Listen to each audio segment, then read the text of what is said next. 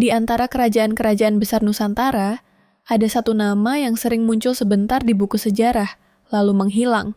Namanya Kalingga, atau dalam sejumlah catatan luar, sering dikaitkan dengan nama Holing. Kerajaan ini tidak sepopuler Majapahit, tidak semegah Sriwijaya dalam imajinasi maritim, tidak sejelas Mataram kuno dengan candi dan prasastinya.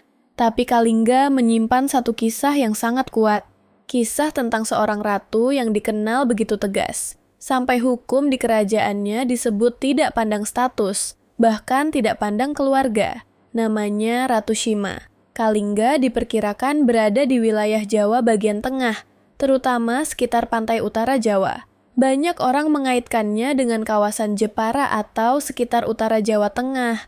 Namun lokasinya masih menjadi ruang diskusi. Kenapa? Karena sumber sejarah Kalingga tidak sebanyak kerajaan lain.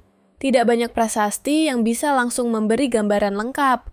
Tidak ada bangunan monumental yang membuat publik langsung mengenal pusat kerajaannya. Banyak informasi justru datang dari catatan luar, terutama catatan Tiongkok. Jadi ketika kita membahas Kalingga, kita tidak sedang membuka buku sejarah yang halamannya lengkap. Kita sedang menyusun potongan-potongan. Nama kerajaan, catatan perdagangan, berita asing, legenda ratu, kisah moral, dan jejak samar tentang pusat kekuasaan di pesisir Jawa kuno. Namun, justru karena itulah Kalingga menarik. Ia seperti kerajaan yang berdiri di antara fakta dan ingatan. Cukup nyata untuk masuk dalam sejarah, tapi cukup samar untuk tetap menjadi misteri. Pada abad ke-7, nama Ratu Shima muncul sebagai penguasa perempuan yang sangat dikenal karena keadilan dan kejujurannya. Dalam banyak kisah populer, pemerintahan Ratu Shima digambarkan begitu tertib sampai rakyatnya tidak berani mengambil barang yang bukan miliknya. Bukan karena tidak ada yang melihat, tetapi karena kejujuran menjadi nilai yang dijaga. Disinilah cerita legendaris tentang kantong emas muncul. Konon, seorang penguasa asing ingin menguji reputasi Kalingga. Ia meletakkan kantong berisi emas di jalan. Bukan di ruang tertutup, bukan dijaga prajurit, tapi dibiarkan di tempat terbuka. Hari berlalu, bulan berlalu, kantong itu tetap di sana. Tidak ada yang mengambil. Kisah ini mungkin terdengar sederhana, tapi maknanya besar.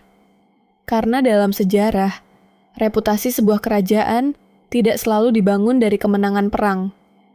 Kadang, reputasi dibangun dari kepercayaan, dari hukum, dari rasa aman, dari keyakinan bahwa sesuatu yang bukan hak kita tidak boleh diambil.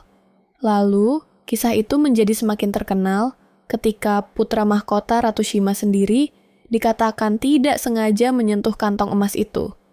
Di titik inilah, legenda Ratu Shima berubah dari cerita kejujuran menjadi cerita tentang ujian kekuasaan. Apa yang harus dilakukan seorang pemimpin ketika aturan yang ia buat menyentuh keluarganya sendiri? Apakah hukum tetap berdiri atau runtuh di depan darah dan kasih sayang? Kisah kantong emas adalah bagian paling terkenal dari legenda Ratu Shima. Tapi, kita harus membacanya dengan hati-hati. Ini bukan adegan yang perlu divisualkan secara keras. Bukan cerita untuk dibuat sensasional. Intinya bukan pada hukuman fisik. Intinya adalah pesan moralnya. Hukum tidak boleh memilih-memilih. Dalam kisah yang berkembang, putra mahkota tidak mengambil kantong emas itu. Ia hanya menyentuh atau tersandung pada benda itu. Bahkan, dalam beberapa versi, tindakannya tidak disengaja. Namun, bagi Ratu Shima, ini tetap menjadi masalah besar. Karena kantong emas itu bukan sekadar benda.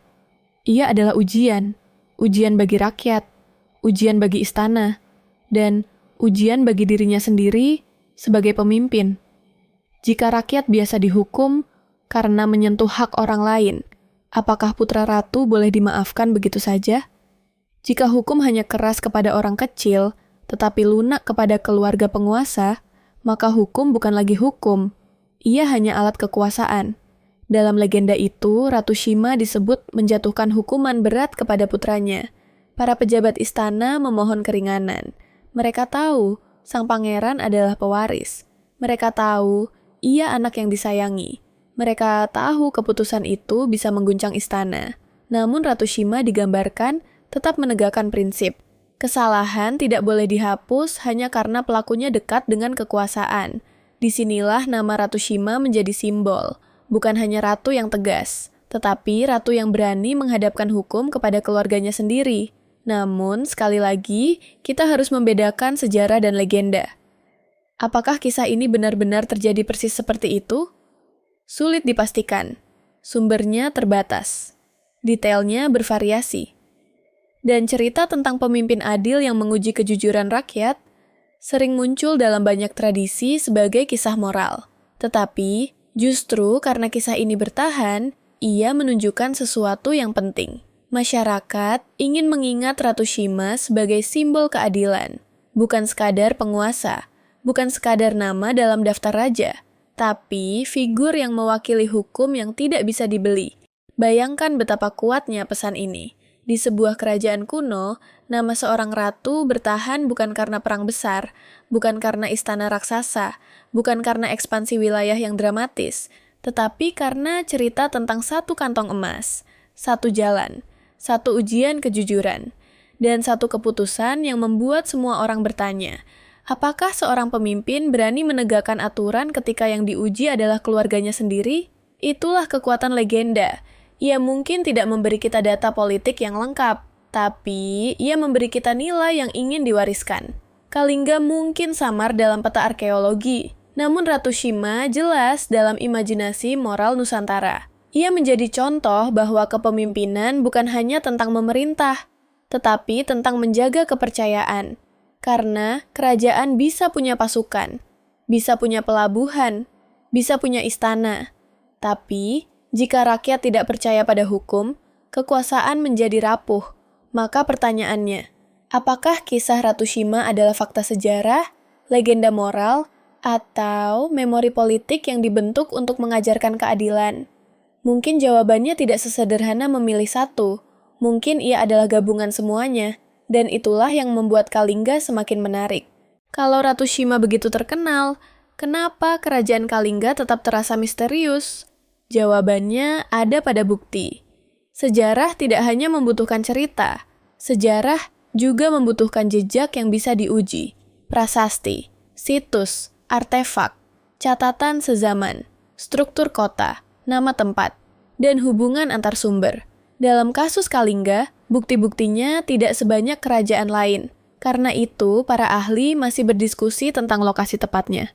Sebagian mengaitkannya dengan pantai utara Jawa Tengah, terutama sekitar Jepara. Ada juga pembahasan tentang wilayah sekitar Gunung Muria, atau kawasan lain di Jawa Tengah. Beberapa cerita menghubungkannya dengan daerah pegunungan seperti Dieng. Namun, semua ini perlu dibaca dengan hati-hati. Kalingga bukan kerajaan yang bisa kita tunjuk dengan satu titik pasti, dan berkata, ia lebih seperti wilayah sejarah yang harus dibaca dari potongan sumber. Catatan Tiongkok memberi petunjuk. Tradisi lokal memberi warna, kajian sejarah memberi interpretasi, namun ruang kosongnya masih besar. Inilah alasan Kalingga sering kalah populer. Sriwijaya punya citra kerajaan maritim besar. Majapahit punya narasi politik yang sangat kuat. Mataram kuno punya candi, prasasti, dan peninggalan monumental. Sedangkan Kalingga lebih sunyi, lebih samar, lebih bergantung pada catatan dan legenda. Tetapi bukan berarti tidak penting. Justru Kalingga penting, karena menunjukkan bahwa sejarah Jawa sebelum kerajaan-kerajaan besar sudah memiliki dinamika politik, perdagangan, agama, dan nilai sosial yang kompleks.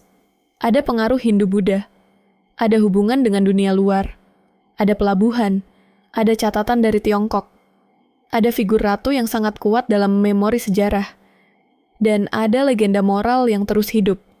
Kisah Ratu Shima juga penting karena menghadirkan tokoh perempuan dalam sejarah awal Nusantara. Seringkali, sejarah kerajaan diceritakan sebagai daftar raja laki-laki, perang, dan ekspansi. Ratu Shima memberi warna berbeda. Ia menunjukkan bahwa figur perempuan juga bisa menjadi pusat legitimasi, kekuasaan, dan nilai politik.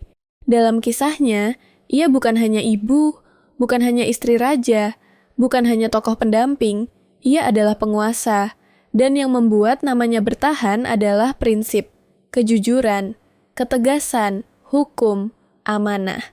Tentu saja, kita tidak perlu menerima semua detail legenda secara mentah-mentah. Namun, kita juga tidak perlu mengabaikannya.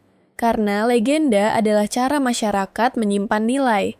Ketika sebuah masyarakat terus mengulang cerita tentang ratu yang tidak pandang bulu, itu berarti nilai keadilan dianggap penting. Ketika kisah kantong emas bertahan, itu berarti kejujuran dianggap fondasi sosial. Ketika nama Ratu Shima terus disebut, itu berarti orang masih mencari pemimpin yang berani menegakkan aturan, bahkan ketika sulit. Maka mungkin, Kalingga tidak hanya menarik karena misteri lokasinya. Kalingga menarik karena pertanyaannya masih relevan hari ini. Apakah hukum berlaku sama untuk semua? Apakah kejujuran bisa menjadi identitas sebuah masyarakat? Apakah pemimpin berani menegakkan aturan ketika yang diuji adalah lingkaran terdekatnya sendiri? Dan apakah sejarah yang sumbernya sedikit tetap layak dibahas lebih dalam?